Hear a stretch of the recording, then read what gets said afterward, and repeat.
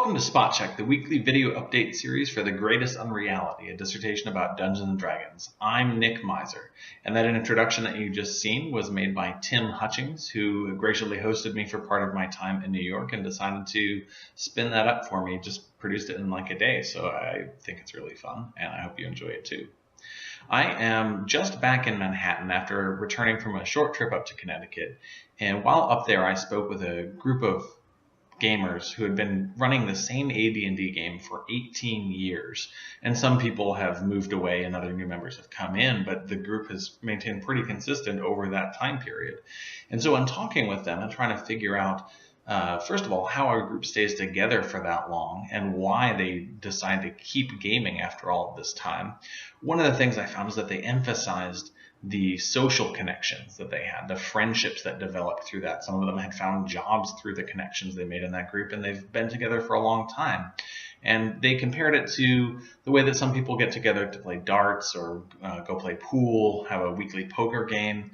And they made this comparison enough that I wanted to ask them, why gaming then? There's any number of social activities that you could use to hang out and kind of have a reason to get together. And one of the things that came up in there ties into the topic of discussion for today.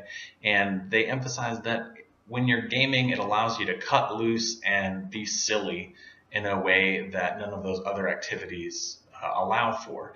And one of the gamers specifically gave an example from a convention they were at. They were playing with one of the early founders of the hobby, now kind of a gruff older guy, and at 9 o'clock in the morning he's singing "I'm So Pretty" and stroking his face in the middle of some event that happened in gaming. And he said that that's something that you just don't get in other types of social activities that you come together. So I want to use that as a launching point to talk about silliness in gaming today. So we've talked about the role of the contingent or chance in gaming and how that affects the stories that we tell. We've talked about the role of the mundane and what happens when gamers embrace the mundane details of the fictional world and how that shapes their experience.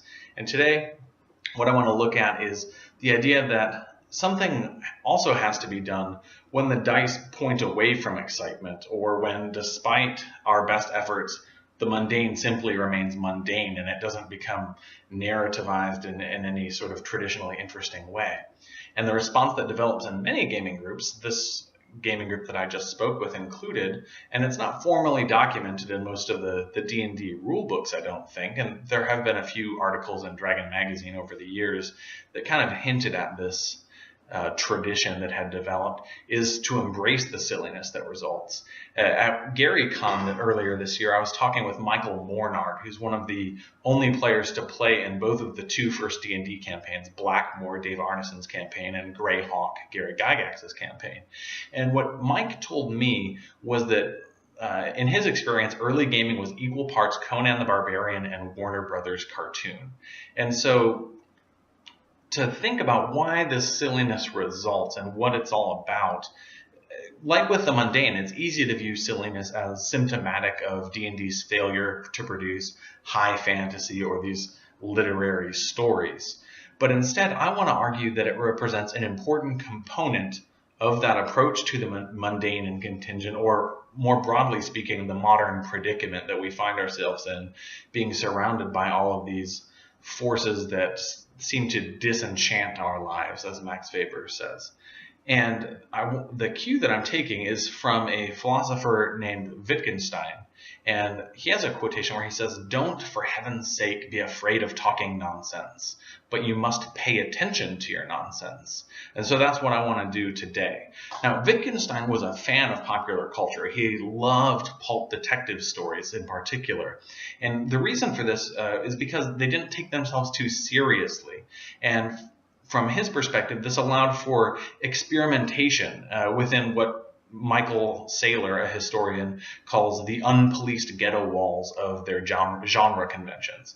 And so the silliness and not taking yourself too seriously allows for this kind of experimentation outside of normal bounds, according to Saylor and Wittgenstein. So this sheds a different light on the importance of pulp literature in D&D. Along with those negative effects experienced by gamers that I mentioned before, like Tavis, that when they attempted to use the game to replicate the effects of, quote, literariness, they found that they had problems. And so it's possible that it's because of, not in spite of, the value of the mundane and contingent for mythologizing and making stories, that embracing silliness in this process becomes essential. So only perfectly controlled circumstances can avoid sometimes silly outcomes. And you can see that in our daily lives. And our daily lives don't present us with completely controllable circumstances.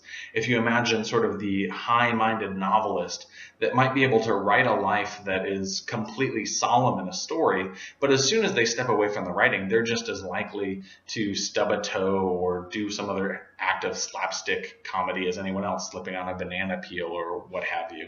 And so even the high-minded novelist in the novel might have control over every event in the story, but in their everyday lives, in all of our everyday lives, things happen to us that break that silliness, and we have to find a way to make sense of that in our lives too. And so again, we see D&D, in particular, this this tradition of D&D that embraces contingency and mundanity and silliness as sort of a via media, a middle way between literature and life. D&D provides partially controllable circumstances, so that the deck is stacked just ever so slightly towards the mythic. But silliness is still as inevitable a result as in daily life. Sometimes that powerful hero is going to completely miss on an attack or something that you would expect them to succeed in, and they're going to make a fool of themselves. So by connecting that with the mythologizing process of the game, it helps us to find meaning even in what might seem like nonsense in our everyday lives. So this idea that embracing silliness might be a way to find meaning in other areas of our lives. To tie this into a broader social cultural analysis, I turn to a sociologist named Max Weber. Max Weber wrote a lot about the idea of disenchantment and the construction of what he called the iron cage of modernity, where all of the assumptions about rationality and the importance of rationality in life, that everything has to make sense, everything has to be bureaucratized, everything has to be efficient, ends up producing what he calls the irrationality of rationality, that we find ourselves in the middle of crazy circumstances where humanity is kind of squelched out of the freedom that we feel like we should have, and that sense of wonder towards the world. If you think of a movie like Terry Gilliam's Brazil, where that bureaucracy is all encompassing, and Terry Gilliam kind of finds silliness in the middle of all of that, and uses the silliness as a way to think about that kind of world, you'll get an idea of some of what we're talking about here. So I was going to tell a story from my own gaming experiences that gives a good example of this, but for time I'm going to have to cut that short, and maybe I'll be able to share that in the future. But I want to end by thinking about Boromir in The Lord of the Rings, and this idea of the all-seeing eye of Sauron as they're at the Council of Elrond discussing how to go about destroying the powerful artifact that is oppressing life in Middle-earth.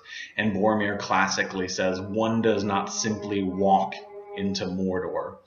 And I guess my argument from what I've seen of silliness in D&D through my fieldwork, through my own experiences, is that by looking for ways to enchant the contingent and mundane aspects of modernity and reveal their underlying silliness, we may find that although Boromir may be correct that simply walking into Mordor to destroy this iron cage is overly optimistic, it may nevertheless be possible to sneak past this all-seeing gaze of modernity by silly walking. And yes, I am ending this episode of Spot Check on a pun. I'll see you all next week.